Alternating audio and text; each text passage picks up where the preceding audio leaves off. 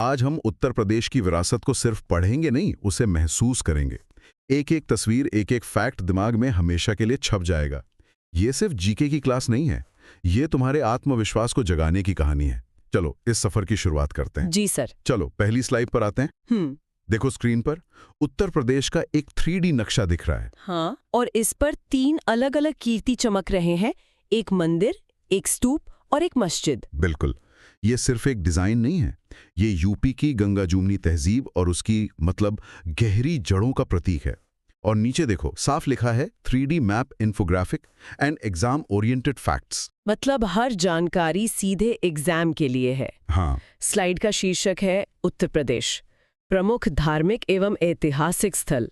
ये सिर्फ एक टॉपिक नहीं है, ये उस मिट्टी की कहानी है जहां आस्था और इतिहास एक साथ सांस लेते हैं। इसका मकसद है हाई यील्ड जीके देना, मतलब कम समय में ज्यादा से ज्यादा जरूरी जानकारी। हम इसे आर्ट एंड कल्चर और टूरिज्म के नजरिए से भी समझेंगे। सो टाइटल देखकर ही लग रहा है कि ये टॉपिक कितना विशाल है। थोड़ा डर भी लग रहा है कि सब याद कैसे होगा। डरना नहीं है। अब अगली स्लाइड पर पूरा ध्यान दो। जी देखो कैसे यूपी के नक्शे पर वाराणसी को हाईलाइट किया गया है। हाँ सर, एक नीली लेजर लाइन सीधे काशी विश्वनाथ मंदिर के 3D मॉडल से जुड़ रही है और दाईं ओर घाटों की तस्वीरें हैं। बिल्कुल, ये तस्वीरें इस शहर की आत्मा को दिखाती हैं। हेडिंग है वाराणसी, काशी, मोक्ष की नगरी। ये सिर्फ एक शहर का नाम नहीं, ये एक एहसास है जहां जीवन और मृत्यु का चक्र पूरा होता है। ये शहर वरुणा और 80 नदियों के बीच बसा है। अच्छा। और ये दुनिया के सबसे प्राचीन जीवित शहरों में से एक है। इसे प्रकाश का नगर या सिटी ऑफ लाइट भी कहते हैं। अच्छा। काशी विश्वनाथ मंदिर, जो 12 ज्योतिर्लिंगों में से एक है, रानी अहिल्याबाई होलकर ने इसका पुनर्निर्माण करवाया था, ये याद रखना। जी। यहाँ कुल 84 घाट हैं, जिनमें दशाश्वमेध घाट जहाँ गंगा आरती होती है, 80 घाट और मणिकर्णिका जो महाशमशान है, सबसे महत्वपूर्ण है। और भी मंदिर हैं यहाँ? हाँ, संकटमोचन, काल भैरव जिन्हें काशी के कोतवाल कहते हैं, तुलसी मानस मंदिर और भारत माता मंदिर भी यही हैं। और संस्कृति की बात करें तो बनारस घराना संगीत के लिए और बनारसी सिल्क विश्व प्रसिद्ध है। सर अब समझ आया कि वाराणसी को सिर्फ एक शहर क्यों नहीं माना जाता। एक ही जगह पर इतनी सारी परतें हैं, धर्म, संस्कृति, इतिहास, अब सब कुछ जुड़ रहा है। बिल्कुल। चलो अब उस जगह चलते हैं जिसका नाम हर भारतीय के दिल में है।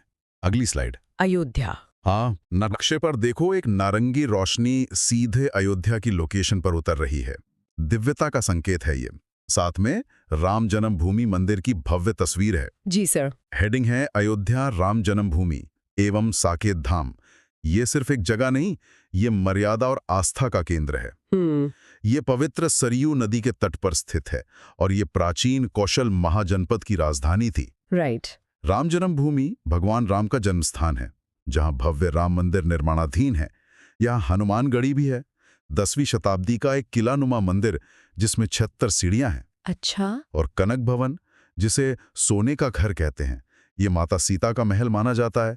इसे टीकमगढ़ की रानी वृषभानु कुंवरी ने बनवाया था। ये तो बहुत दिलचस्प है। लेकिन एक और जरूरी पॉइंट है, अयोध्या 5 जैन तीर्थंकरों की जन्मस्थली भी है, जिसमें आदिनाथ भी शामिल हैं। और यहाँ त्रेता के ठाकुर, सीता की रसोई और गुप्ता घाट जैसे स्थल भी हैं। सर मुझे ये नहीं पता था कि अयोध्या जैन धर्म के लिए भी इतनी महत्वपूर्ण है। ये एक नया और बहुत जरूरी पॉइंट है। बिल्कुल। अब हम उस भूमि की ओर बढ़ रहे हैं जहां प्रेम और भक्ति हवा में घुली हुई है। अगली स्लाइड देखो। मथुरा वृंदावन। हाँ, यूपी के नक्शे पर मथुरा वृंदावन को हरे रंग की किरणों से दिखाया गया है, जो प्रकृति और दिव्यता का प्रतीक है। दाईं ओर द्वारकाधीश मंदिर की तस्वीर और एक मोर पंख है जो सीधे श्री कृष्ण से जुड़ता है। हेडिंग है मथुरा एवं वृंदावन, ब्रजभूमि। ये वो पवित्र धरती है जहां कान्हा के हर रूप के दर्शन होते हैं। जी। सबसे पहले श्री कृष्ण जन्मभूमि मथुरा में, ये भगवान कृष्ण का जन्मस्थान है जो कारागार में स्थित था। फिर है द्वारकाधीश मंदिर, इसे 1814 में सेठ गोकुलदास ने बनवाया था। यहाँ कृष्ण को द्वारका के राजा के रूप में पूजा जाता है। और वृंदावन में मूर्ति है, प्रेम मंदिर है जो सफेद संगमरमर से बना है और कृपालू जी महाराज द्वारा स्थापित है। और ISKCON का कृष्ण बलराम मंदिर भी यही है। गोवर्धन पर्वत भी यही है ना? हाँ, गोवर्धन, जहाँ 21 से 23 किलोमीटर की परिक्रमा होती है। ये वही पर्वत है जिसे भगवान कृष्ण ने अपनी उंगली पर उठाया था। सर, मथुरा और वृंदावन के मंदिरों के निर्माता और उनकी विशेषताओं को जिस तरह से बताया गया है, उससे डायरेक्ट क्वेश्चंस बन सकते हैं। अब बिल्कुल साफ हो गया है। बहुत बढ़िया। अगली स्लाइड हमें नदियों के संगम पर ले जा रही है, जहां आस्था की सबसे बड़ी डुबकी लगाई जाती है। प्रयागराज। हाँ, नक्शे पर देखो, गंगा और यमुना नदियां आकर एक बिंदु पर मिल रही हैं, जहां एक चक्र बना है। ये संगम की ऊर्जा को दर्शाता है। बिल्कुल। साथ में कुंभ मेले की भीड़ और मंदिर की तस्वीरें हैं। हेडिंग है प्रयागराज इलाहाबाद तीर्थराज, यानी सभी तीर्थों का राजा, जहां गंगा, यमुना और अदृश्य सरस्वती का मिलन होता है, जिसे त्रिवेणी संगम कहते हैं। यहीं पर विश्व का सबसे बड़ा धार्मिक जनसमूह कुंभ मेला लगता है, हर 12 साल में महाकुंभ। और अकबर का किला। हाँ, इलाहाबाद का किला। इसे अकबर ने 1575 ईस्वी में बनवाया था। इसके अंदर अक्षयवट और पातालपुरी मंदिर हैं। संगम के निकट बड़े हनुमान मंदिर है, जहां हनुमान जी की लेटी हुई प्रतिमा है। एक ही किले में इतनी चीजें। और भी हैं। अलोपी देवी, जो एक शक्तिपीठ है जहां पालकी की पूजा होती है, और भारद्वाज आश्रम, जो एक प्राचीन शिक्षा केंद्र था। सर, अकबर द्वारा बनाए गए किले के अंदर हिंदू मंदिर है। ये तथ्य इतिहास की गहराई को दिखाता है। ये बहुत ही रोचक है। सही कहा। अब हम शांति और ज्ञान के मार्ग पर चलेंगे। अगली स्लाइड देखो। बौद्ध सर्किट। हाँ, नक्शे पर एक सुनहरा रास्ता 5 जगहों को जोड़ रहा है, जिन पर घंटियों के निशान हैं, और बीच में भगवान बुद्ध की ध्यान मुद्रा में प्रतिमा है। ये एक यात्रा का प्रतीक लग रहा है। बिल्कुल। हेडिंग है बौद्ध सर्किट। ये वो पथ है जिस पर चलकर बुद्ध ने दुनिया को धम्म का संदेश दिया। पहला स्थल सारनाथ, वाराणसी के पास। यहां भगवान बुद्ध ने अपना पहला उपदेश दिया, जिसे धर्मचक्र प्रवर्तन कहते हैं। यहां धमेक स्तूप और अशोक स्तंभ हैं। जी। फिर कुशीनगर, जहां बुद्ध का महापरिनिर्वाण हुआ। यहां रामभर स्तूप और लीटी हुई प्रतिमा है। श्रावस्ती, जहां बुद्ध ने सर्वाधिक उपदेश दिए और 24 वर्षवास बिताए। जेतवन विहार यही है। और बाकी 2? संकीसा, फर्रुखाबाद में। मान्यता है कि यहां बुद्ध स्वर्ग से धरती पर अवतरित हुए थे। और कपिलवस्तु, सिद्धार्थनगर में, जो भगवान बुद्ध का गृहनगर था। सर, इन सभी जगहों को एक सर्किट के रूप में याद रखना बहुत आसान है। कौन सी घटना किस जगह से जुड़ी है, अब कभी नहीं भूलूंगी। बहुत अच्छे। चलो अब भारतीय वास्तुकला के स्वर्ण युग की एक झलक देखते हैं। अगली स्लाइड। ललितपुर। हाँ, नक्शे में यूपी के दक्षिणी सिरे पर ललितपुर को एक चट्टानी बनावट के साथ हाईलाइट किया गया है। साथ में दशावतार मंदिर के प्रवेश द्वार की पत्थर पर की गई बारीक नक्काशी की तस्वीर है। वाह। हेडिंग है ललितपुर और गुप्तकालीन स्थापत्य। ये वो समय था जब पत्थर सिर्फ पत्थर नहीं थे, वे कहानियां कहते थे। देवगढ़ का दशावतार मंदिर गुप्तकाल, यानी 6ठी सदी का एक बेजोड़ नमूना है। ये प्रारंभिक पंचायतन शैली में बना है। ये किस भगवान को समर्पित है? ये मंदिर भगवान विष्णु को समर्पित है। इसकी दीवारों पर गजेंद्र मोक्ष, नर नारायण और शेष शाही विष्णु की मूर्तियां हैं। और यहाँ जैन मंदिर भी हैं। हाँ, किले के अंदर 8वीं से 17वीं सदी के 31 जैन मंदिरों का समूह है। इसे बेतवा नदी घाटी का नगीना भी कहा जाता है। सर, एक ही जगह पर गुप्तकालीन मंदिर और विशाल जैन मंदिर समूह, ये तो कला और इतिहास का खजाना है। बेतवा का नगीना उपनाम कितना सटीक है। बिल्कुल। अब हम पूर्वांचल की ओर बढ़ते हैं, जहां नाथ संप्रदाय और शक्ति की उपासना का संगम है। अगली स्लाइड। गोरखपुर और देवीपाटन। हाँ, नक्शे के पूर्वी हिस्से में 2 जगहों को सुनहरे गोलों और एक त्रिशूल के प्रतीक से दर्शाया गया है। ये ऊर्जा और शक्ति का केंद्र होने का संकेत है। एकदम सही। हेडिंग है गोरखपुर एवं देवीपाटन। यह पूर्वांचल की आध्यात्मिक शक्ति का केंद्र है। जी। गोरखपुर का गोरखनाथ मंदिर नाथ संप्रदाय का विश्व प्रसिद्ध केंद्र और गुरु गोरखनाथ की तपस्थली है।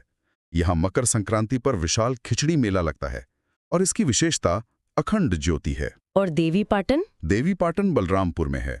ये 51 शक्तिपीठों में से एक है। यह वो स्थान है जहां माता सती का वाम स्कंध यानी बाया कंधा गिरा था।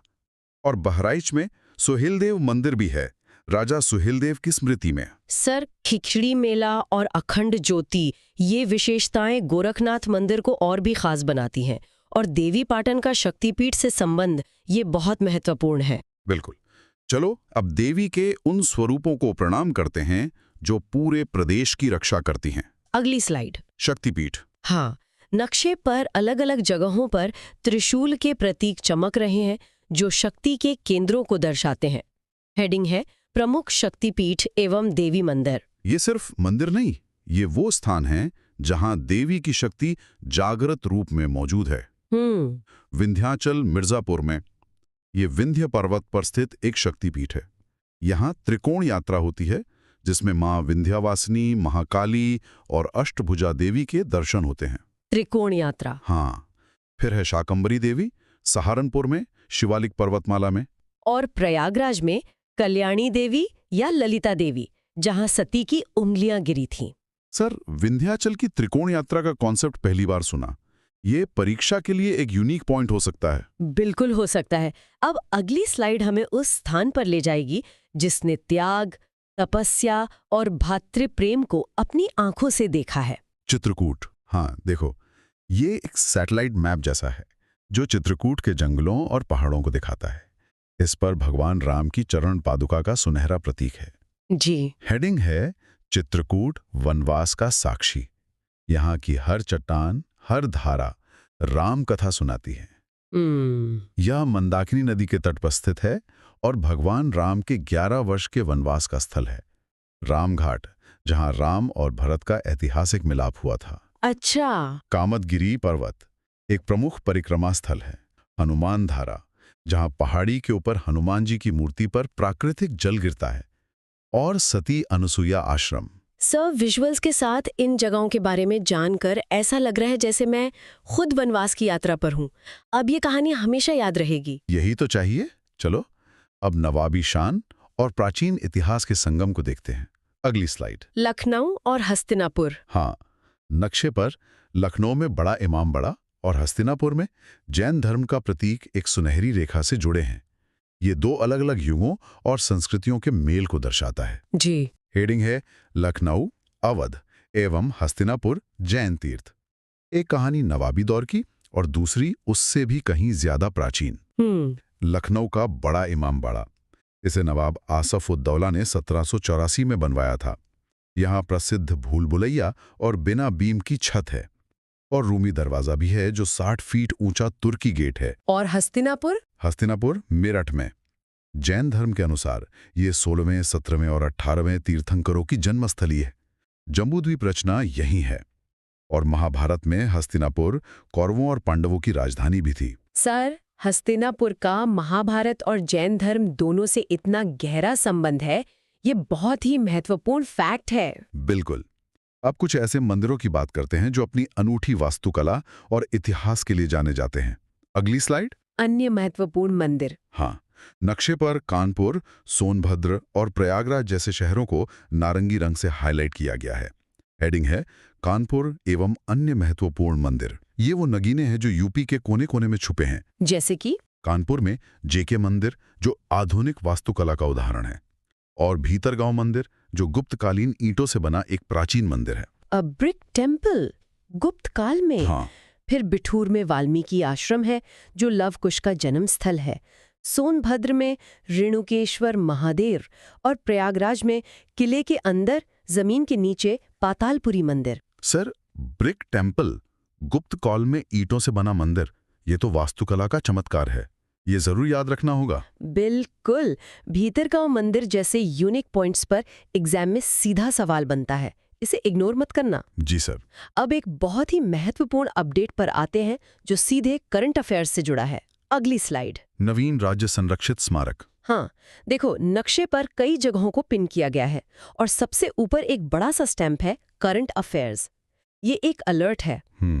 इसका मतलब है कि सरकार ने हाल ही में 18 नई जगहों को ऐतिहासिक महत्व का माना है। कौन कौन सी जगह हैं इसमें? झांसी में शिवालय, प्राचीन कोल्हू, टहरौली का किला, बंजारों का मंदिर, संत कबीर नगर में कोट टीला, प्रयागराज में रानी का तालाब, महोबा में शिवतांडव और भी कई हैं। सर, ये तो सबसे लेटेस्ट जानकारी है।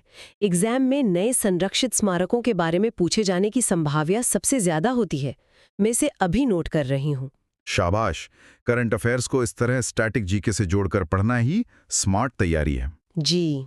चलो, अब जो कुछ भी हमने पढ़ा है उसे एक नजर में समेटते हैं। ठीक है सर।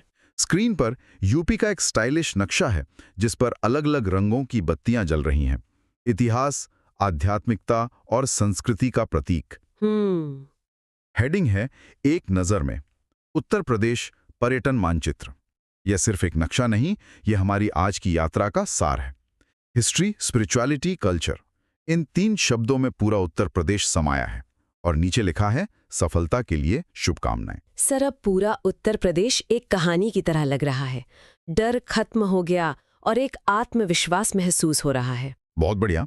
और अब एग्जाम से ठीक पहले के लिए तुम्हारा ब्रह्मास्त्र, आखिरी स्लाइड। Quick revision checklist. हाँ, एक डिजिटल चेकलिस्ट जिस पर हरे रंग के टिक लगे हैं। ये सफलता और तैयारी पूरी होने का संकेत है। ये वो अचूक सूची है जो तुम्हें अंतिम समय में भटकने नहीं देगी। इसमें क्या क्या है? अयोध्या सरयू तट पर, कृष्ण जन्मभूमि मथुरा यमुना तट पर, त्रिवेणी संगम प्रयागराज, काशी विश्वनाथ वाराणसी गंगा तट पर, महापरिनिर्वाण कुशीनगर, नाथ संप्रदाय गोरखपुर और दशावतार मंदिर देवगढ़ ललितपुर में। सर, ये तो कमाल है। सबसे महत्वपूर्ण जगहों को उनकी नदियों या शहरों के साथ एक ही लिस्ट में दे दिया है। अब रिवीजन में मिनटों लगेंगे। धन्यवाद सर।